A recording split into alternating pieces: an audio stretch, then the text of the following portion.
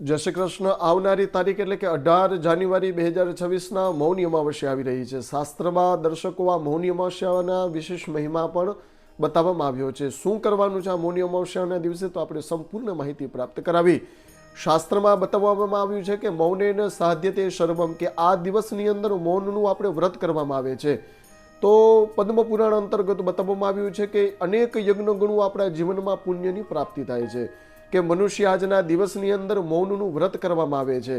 કયા કયા દ્રવ્યો આજના દિવસે ભગવાનનું અર્ચન કરી શકીએ છીએ, આખા દિવસ આજે મૌનનું વ્રત અર્પણ કરાવી અને સૂર્યોદય સમયે સૂર્યનારાયણ ભગવાનને જલ અર્પણ કરવાનું હોય છે.